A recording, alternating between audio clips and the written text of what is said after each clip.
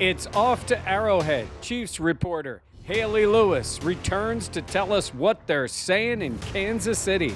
Plus, beyond Allen and Mahomes, which player is the most important for each team Sunday night?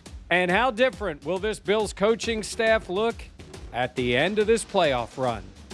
All that and more is coming up on this week's edition of the Buffalo Plus Podcast.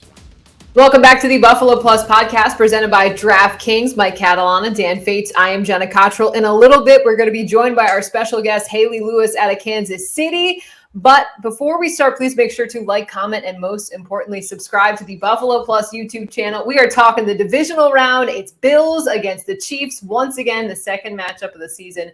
We know the AFC Championship rematch. Mike, I want to start with you. So many key guys in this game. But other than Mahomes and Allen, who are some of the players that you expect to have an impact on Sunday? Yeah, it's nice to start with other than Mahomes and Allen because they are, really the Brady and Manning matchup certainly in the AFC. It is right now because these teams have met, this is the fourth time. But other than those two who we expect them when their teams have won, they have played exceptionally well. I mean, Mahomes outplayed Allen in the playoff game last year. Allen totally outplayed Mahomes in the game in October. But there are other guys that step up. And I don't want to go too simplistic when I start with the Chiefs. How about if I start with the Chiefs and then you guys go? Okay. But Tyreek Hill is so explosive and so good, and he destroyed the Bills in the championship game. Mm-hmm. That offense goes by Hill. When he even went out briefly in a game late in the season, everything changed for them. Yeah, everything changed. They just looked different in that game. He's so explosive and dynamic. And what do you have, 172 yards, I think, in the championship game? Dan, I say, man, that offense, he feeds off everything Mahomes does, feeds off everything Hill does. Yeah, and going off that, I mean, we're not here reinventing the wheel or giving you some insight you've never heard of. Excuse me. But obviously, Travis Kelce is just the safety net for Mahomes, and they have done such a good job. And we'll get into it with Hayley coming up in a bit, but just the fact of how different this Chiefs team is from week 5. And that is where they were trying to force a lot of things, and it was, Mahomes has been figured out. And he hasn't been figured out. It's just they're doing it in a different way.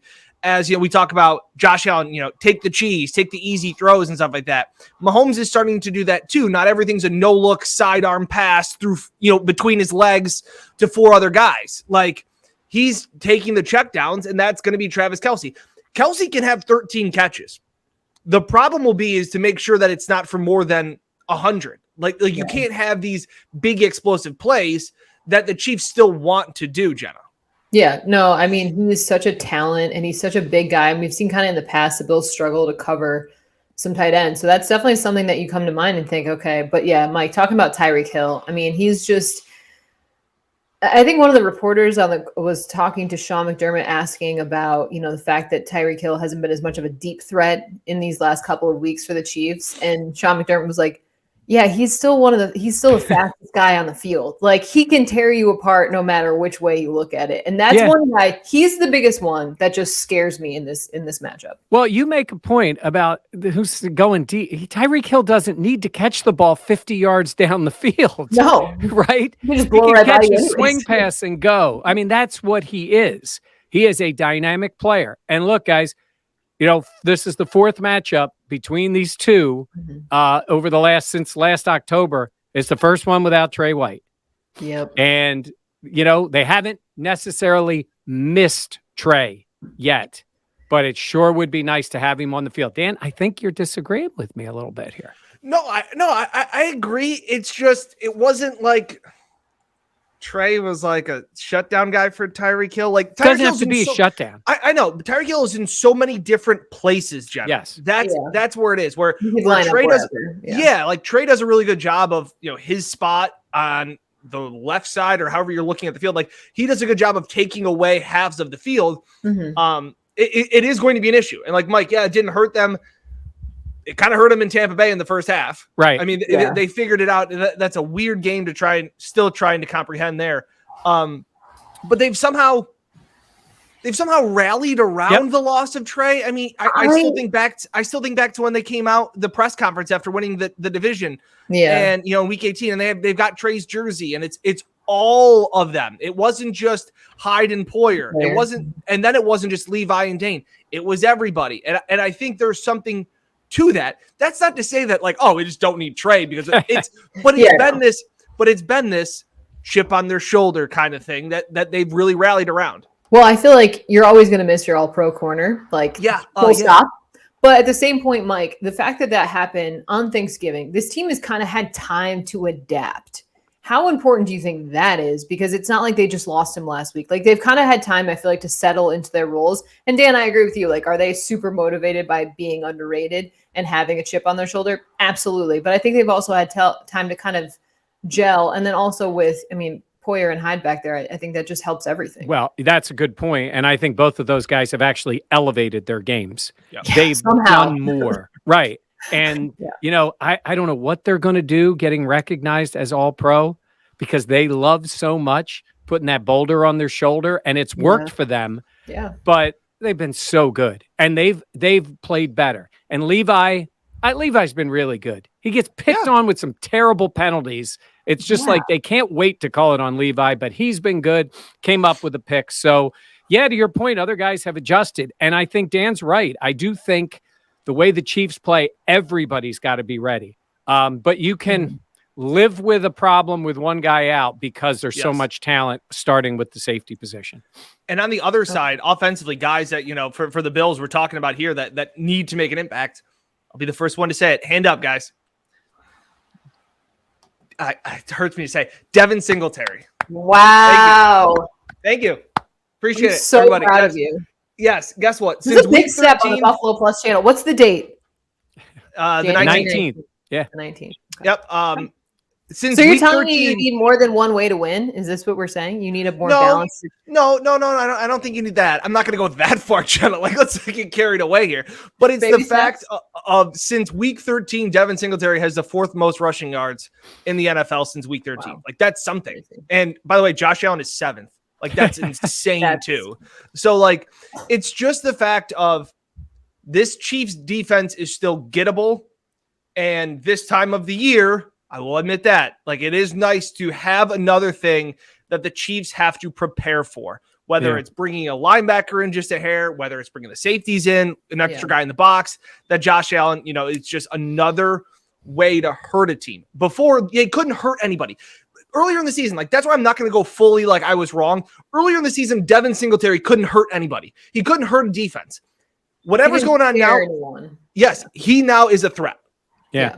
I agree. I think Deion Dawkins after this Patriots game, I think had a great example talking about how, when this entire team was having issues and things weren't as easy, keeping to it. And he said Devin is the perfect example of that. And I would agree with that because like you said, Dan, this running game was zero threat. No one was worried about it because it wasn't effective. And then to see this team kind of stick with it and to see Devin Singletary really find his way this back half of the season. We talked about even coming into the year, the split between Zach Moss and Devin Singletary. Will the Bills have a bell cow, all that stuff? And Singletary has proved that he has been that guy. When you need him, he can effectively run the ball. So I think he's definitely someone that, Mike, I think that was one of the things that hurt them a season ago in the AFC Championship game. Look, the offense was moving through Josh Allen. We know the passing game was it felt so effortless last season, but I think they didn't have that change of pace when things like the passing game struggled. Yeah. And now they kind of have more confidence in what Singletary the Chiefs didn't run it in that game either, except Mecole Hardman, I think, had a 50-yarder. That's what they do. They have explosive guys. Look, I'm not going to go as far as Dan, who now just says the Bills are a ground and pound running team week in and week out. But I can admit when I'm wrong, fully wrong. And I was wrong about the tight end position. Look, I think Zach Ertz is a wonderful player, has had a great career. He was an upgrade over the Dawson Knox that came into this season. But Dawson Knox is now a weapon. He is the second weapon behind Stephon Diggs on this team. He gets down the field. He's rarely dropped the ball. He's had a couple rough moments, but he's also made great catches, even the ones Josh is trying to throw away. they stuck with him. They supported him. He had some heat on him this year, and he came through, and he was massive in the game in October. I think 3 catches for 118 yards, got wide open for a score. I'm not expecting that, but I expect him to be an important part of not just an outlet for Josh, but a weapon for Josh in this game. Yeah. It's been cool to see how much he's grown this season, especially with the pressure coming in and the expectations put on him. It was kind of, I feel like this Dan was kind of his make or break year and where he would settle into the Bills offense. Yeah. And this was, and Mike, you just make such a good point, is because you really needed that second option in the passing game for how good Josh Allen was. You really needed that next level guy behind Stephon Diggs. And Diggs is going to draw so much attention that it was almost like if he could just catch the football, he would be successful. And I know that was like, well, duh, Dan, but like he I think his high for receptions was like 24 coming into the season. Like he has now not only become a viable tight end where it's like, well, he's serviceable, he can catch the football, etc. He's making plays, and things are drawn up for him. So I agree that those are the guys that you kind of need to step up. You know what you're going to get from Stephon Diggs. You know what you're going to get from Josh Allen. That these are the difference makers that you need in games like this. In the big games, you need some unsung hero to step up, whether it was Isaiah McKenzie, you go back to the second New England game, guys need to step up in these big moments. Can I just say someone I think who's going to step up in this game big is Matt Milano. Okay. Maybe someone we don't talk about all the time, but I just feel like he's someone, I don't know. I expect him to make a play in this game. Okay. All right. We talk about playmakers, but let's talk about coordinators too, because Leslie Frazier, Brian Daboll, we both know they've been interviewing with the Bears, with the Dolphins. I mean, Daboll, a hot name after that Patriots game, and Leslie Frazier has the top ranked overall defense in the NFL. Mike, how different could this team look come the offseason? Look, in fairness, both guys deserve, head coaching jobs. Yes. Leslie Frazier deserves another chance. Daboll deserves his first chance. Look at what they've done. And in fairness, they should go. Yes. And when Bills fans hear that, sometimes they're like, you're chasing them out the building. These guys won head coaching jobs. Could they stay? Sure. But they won head coaching jobs. And when I say deserve it, Leslie Frazier is that guy who gets a second chance. And it's kind of a surprise. He's 62 years old. Everybody's looking for the next young genius. I mean, this Jonathan Gannon guy from the Eagles, who's 12 and had a semi-okay start, is now being interviewed by everybody. It's like, we can't wait to unearth this guy. How about you go with a guy can do it, an adult in the room? He deserves it. I think he's getting a job. I really do believe it. And I think Daboll has his pick. I really do believe of a few teams. I think the Giants are going to be in on him. I think it could be the Dolphins. And Dan, that would be fascinating. He knows Belichick and he knows McDermott. And Daboll against those guys in the division would be fantastic. Yeah, going off that, Mike, just the fact of like they deserve it too. And fans will say, why would you want to leave Josh Allen in this offense? Because it's a head coaching job in the National Football League. There's 32 of them in the world, and that's what they've always wanted to do since they got into coaching. So don't ever say that, like, why would anybody leave? Well, they deserve it too, also, to go along with that. So just the fact of, I think Daboll in Miami works. I know that people will say, what's going on with that front office and this dysfunction? There's never going to be a job that's open for all the right reasons. So like you are going to get to have your pick. You could have a young quarterback, some young talent there that I think would fit well. And I think Chicago with an adult in the room is a slam dunk for Leslie Frazier. The thing that we'll have all off season to talk about and we'll all get the chance to move forward is, what does the coaching staff look like moving forward? And so many people have said, oh, Ken Dorsey should slide right in as an offensive play caller. I've been, from going back to last season, I don't think that's the case. I think this may be the best offensive job in all of football when having these weapons and Stephon Diggs and Josh Allen. I think you get the most qualified person that fits. I don't think you just necessarily give the job to the guy that's in the building because he's in the building. I just don't think that. And we also don't know, Mike and I were talking about it on the drive up, who, if Leslie gets a job, who does he take with him? Who does Brian Daboll take with him? Maybe Brian Daboll says, hey, Ken, like, I'm going to call the plays, but I really want you to be in charge of my quarterbacks and the OC, and we'll work there. So it'll be interesting to see who comes in next year, but there will be a lot of turnover. They've been lucky to have quarterback, head coach, offense, defensive coordinator. A lot of position coaches have remained the same. They've been very fortunate.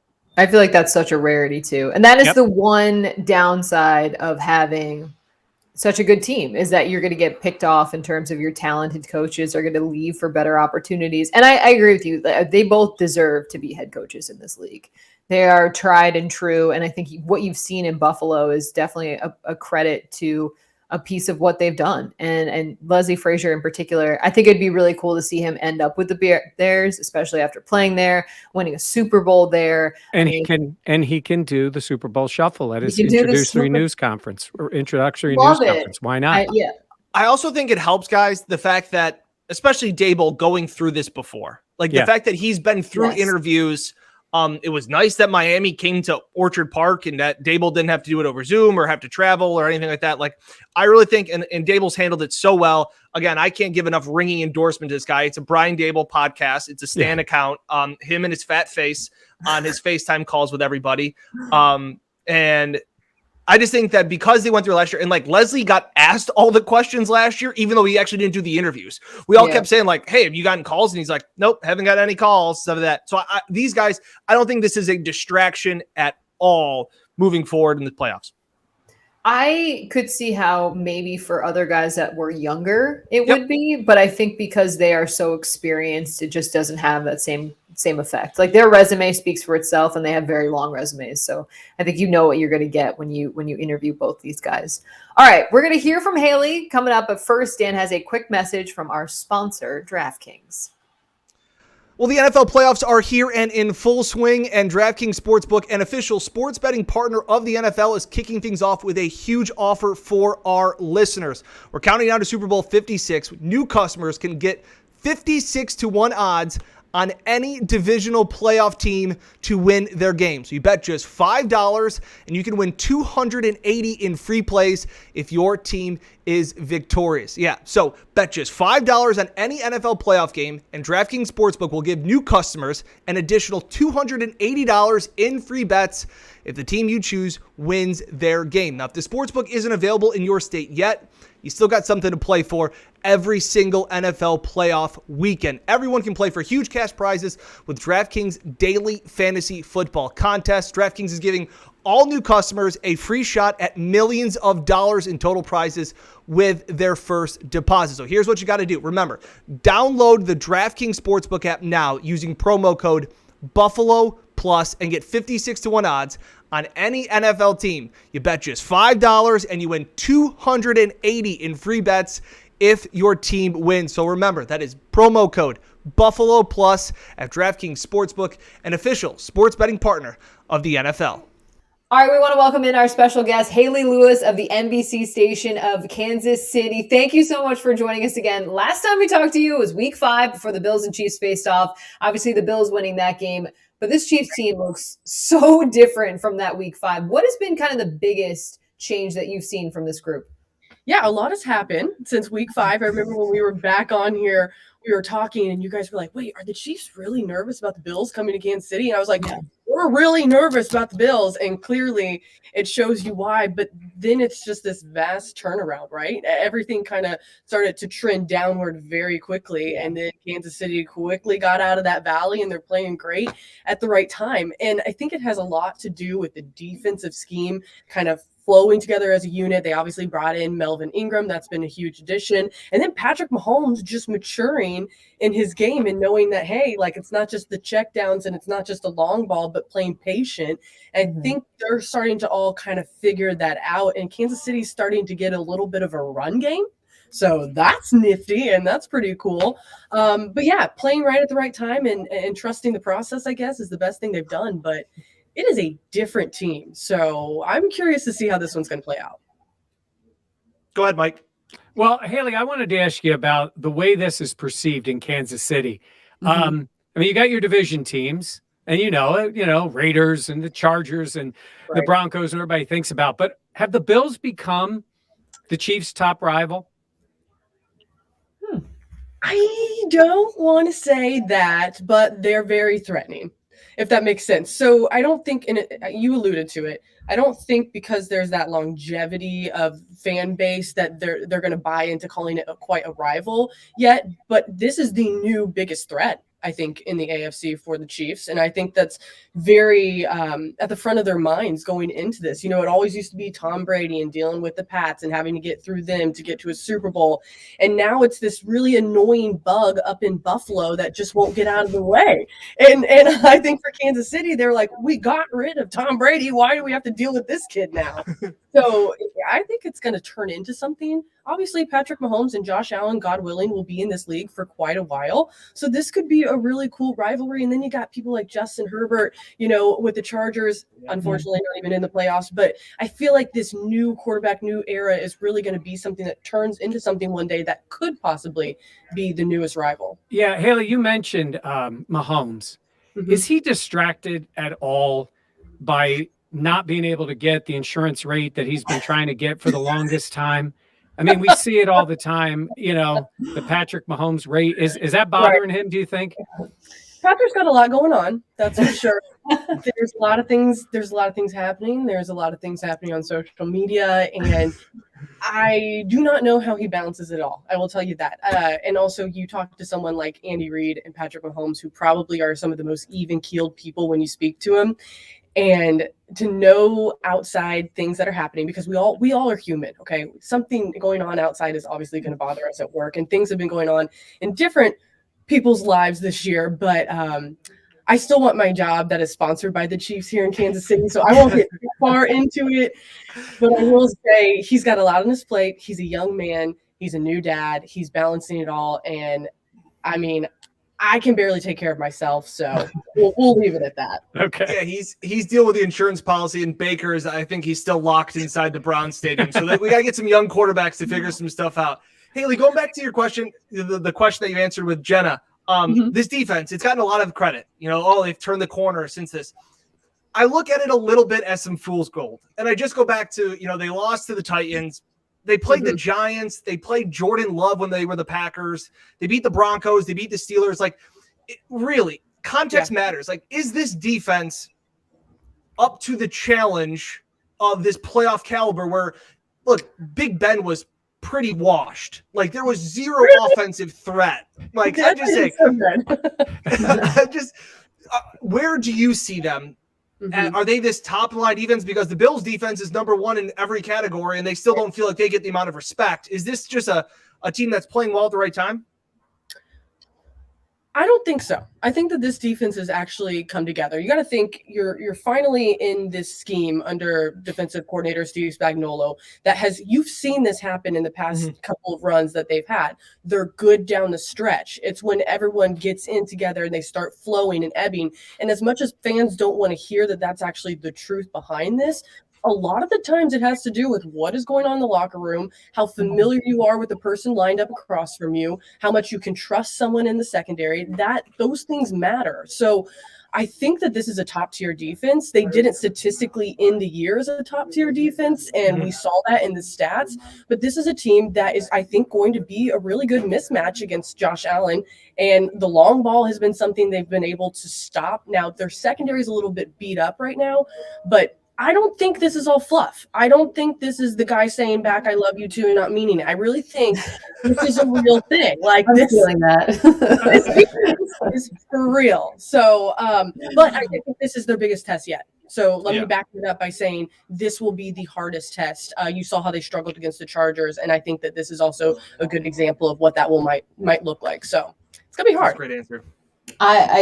We have a saying around here, Bill's safety, Micah Hyde said it as confidence is a hell of a drug. And you talk about the confidence of this team, of both teams coming into this game. And you kind of touched on earlier the run game. And I'm just curious what you've seen from that, because it kind of does, when we talk about the Chiefs here, it's always Patrick Mahomes, Travis Kelce, Tyreek Hill. And I feel like you've seen kind of Jerick McKinnon kind of come onto the scene, and just things kind of change up in terms of not just throwing the ball and being effective, but also being able to run it on teams too.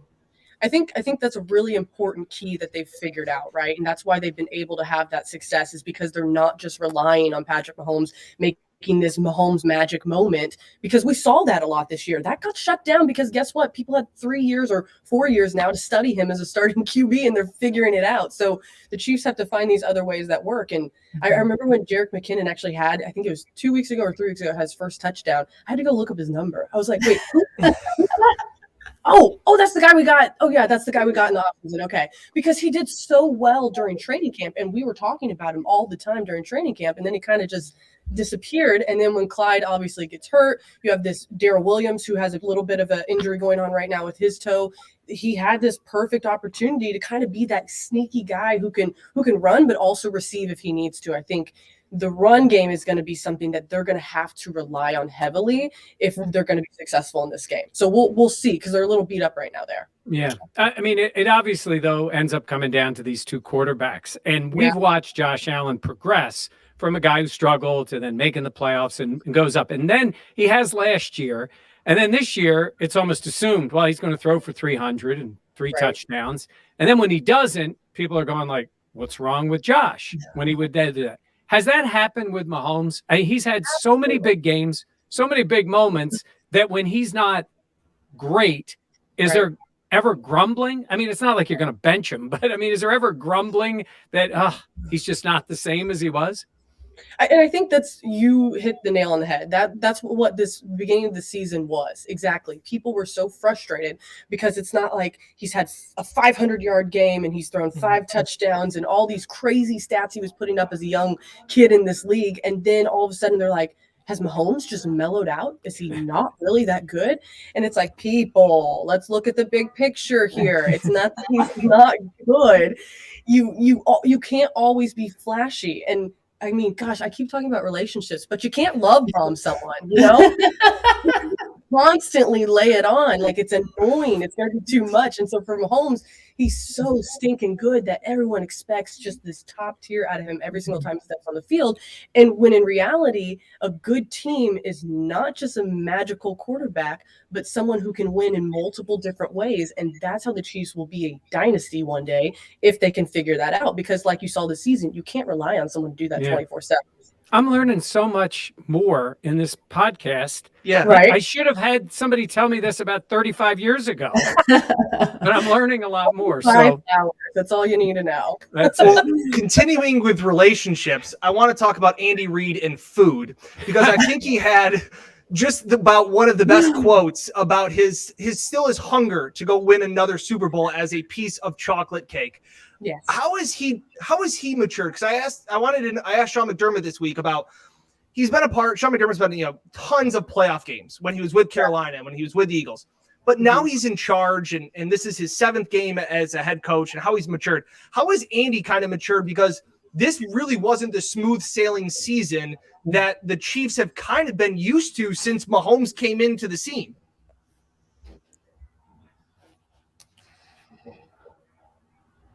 You're going to have to say that back part because it just completely cut out after he's matured 7 years in. And I was like, yes. No, yeah, we got this. So I'm just wondering, with Sean McDermott, like how he's matured over his 7 playoff games, what has Andy Reid been like this year, where there were highs and lows for the first time with Mahomes at the helm? So this is about all we get from Andy Reid.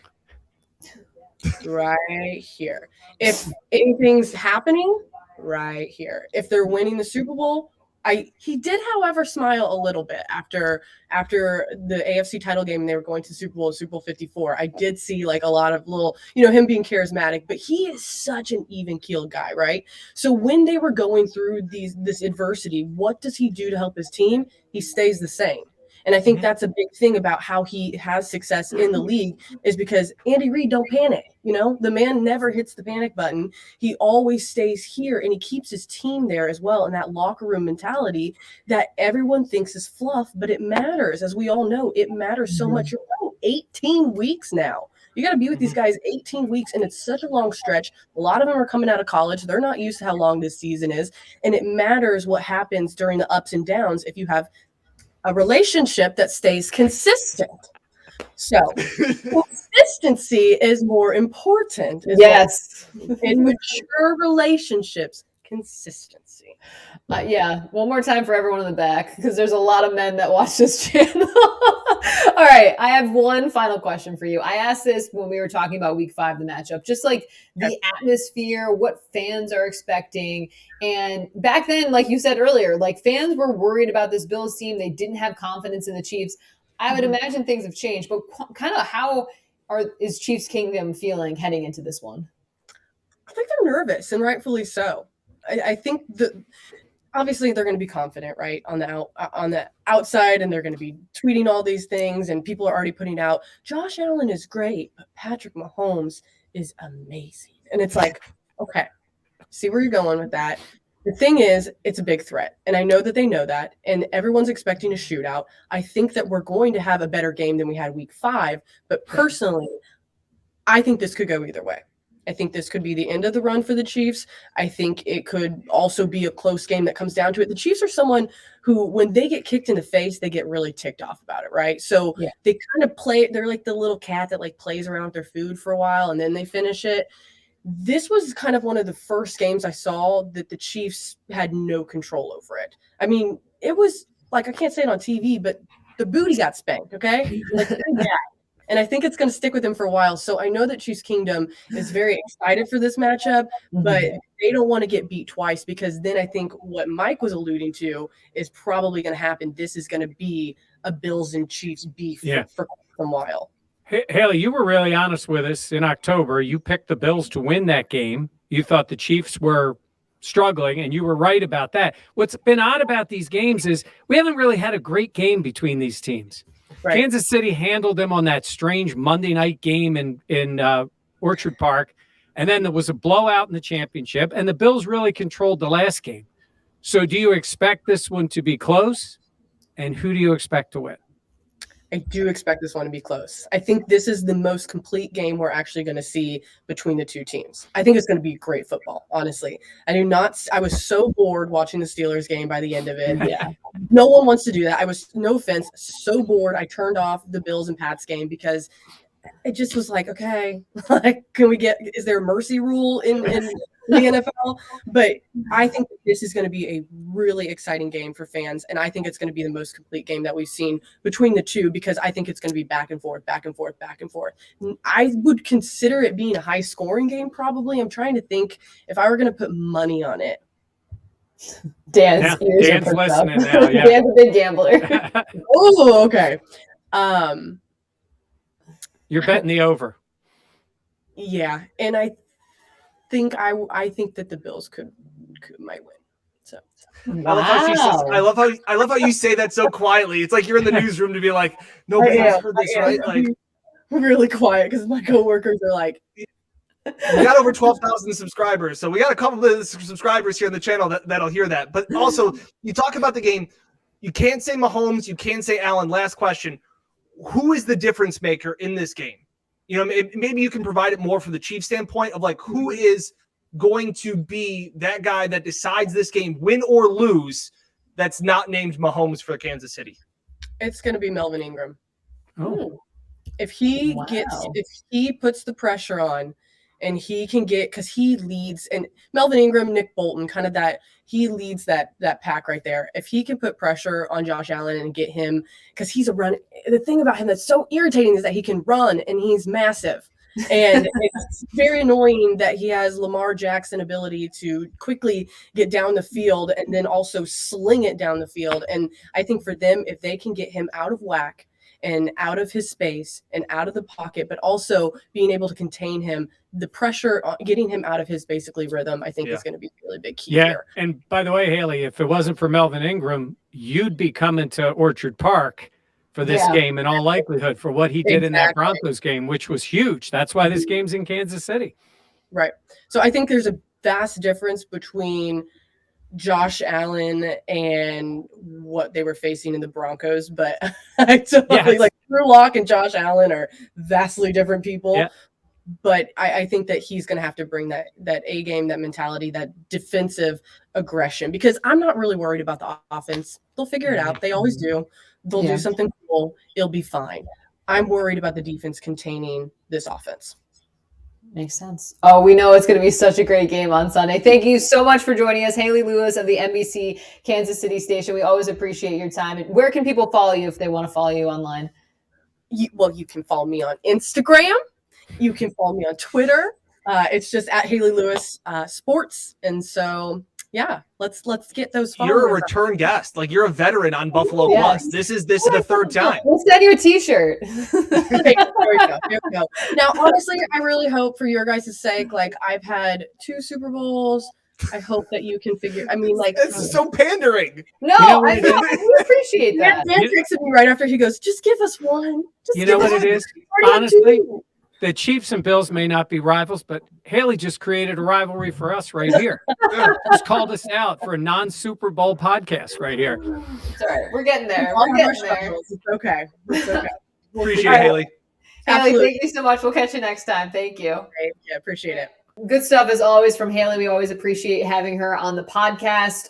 Mike, we have a very busy week coming up though, because we know this the coverage never stops. Yeah, this is a big week for Bills fans and for Buffalo Plus. We've got our show, if you're in Rochester and Buffalo, 7:30 on TV in both markets, but also here on the Buffalo Plus YouTube channel, Thursday at 7:30. And then we'll be on again. Jen and I will be out in Kansas City on Saturday at 7 o'clock. And then that show will also be seen Sunday morning, plus reports all the time. And Dan knows we'll have coverage from out in Kansas City, pre and post game. This is what it's all about, you know. To quote Bill Parcells, this is why you lift them weights. Well, I guess in our case, this is why you turn on that podcast, because this is the fun time of the year. I did have somebody message me, DM me on Twitter and say, you know, he thinks some of my takes are awful, which is shocking. But he also said that he's a Chiefs fan and that he was listening to Buffalo Plus, and that he went on to say, he goes, I thought all your takes were horrible, but then we found common ground when he respected Slaps as the barbecue place that we're going to go to. So I said, at least Bills and Chiefs fans can find common ground with Slaps Barbecue. He said it's offbeat. He goes, not a lot of people know about it. It's not one of the mainstream names. Quality. So it was good. And Jenna's already excited. We got a little intel there because, you know, we saw some staff members, Bills last time. That's when you know it's legit. Day before, they were in on it, but no one. This is Jenna's first time to KC.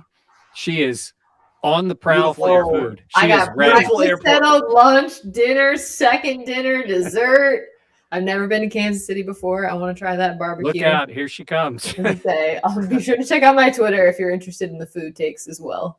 We're going to have fun. It's a big week ahead, we know, and be sure to stick with Buffalo Plus because we're going to have you covered in terms of the game, in terms of the food, the atmosphere, and we always appreciate if you just hit that subscribe button. It really helps out our channel. This is so much fun. I can't tell you guys how much we enjoy doing this and having fun with it, so we always appreciate all the love and support back. So thank you so much. We'll catch you next time on the Buffalo Plus channel. For Mike and Dan, I am Jenna.